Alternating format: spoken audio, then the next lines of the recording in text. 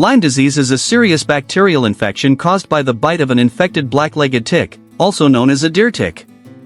This disease is primarily transmitted when the tick stays attached to a human's skin for at least 36 to 48 hours, allowing the bacterium Borrelia burgdorferi to enter the bloodstream. One of the earliest and most recognizable symptoms is the bullseye rash, also known as erythema migrans, which appears in a circular pattern at the site of the bite. This rash is often referred to as the march effect because it seems to spread outward like a marching circle. However, not every patient experiences this rash, which is why Lyme disease can sometimes be difficult to detect early on.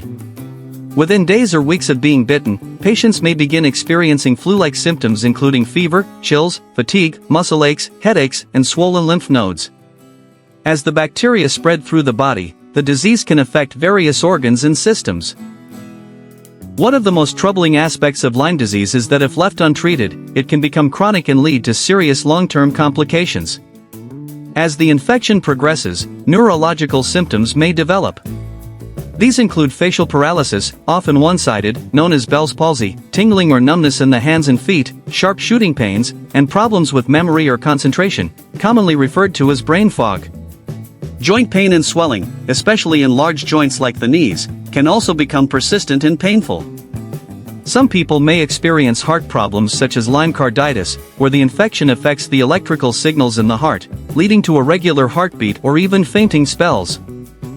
Lyme disease doesn't affect everyone the same way. In some cases, symptoms can remain mild but persistent, leading to a condition called Post-Treatment Lyme Disease Syndrome, PTLDS. This syndrome includes chronic fatigue, cognitive issues, and joint pain, even after the initial infection has been treated with antibiotics. Doctors believe this is due to lingering inflammation in the body, though the exact cause is still being researched. Mental health impacts are also reported. Patients with chronic Lyme disease often struggle with anxiety, depression, and sleep disturbances due to the toll the disease takes on their daily life. This creates a vicious cycle where physical symptoms worsen due to mental stress, and mental health deteriorates because of physical discomfort and uncertainty. Diagnosis of Lyme disease is typically based on clinical symptoms, physical findings, and a history of possible exposure to infected ticks. Blood tests can confirm the presence of antibodies, but they may not appear until weeks after the initial infection. This is why early recognition and prompt treatment are crucial.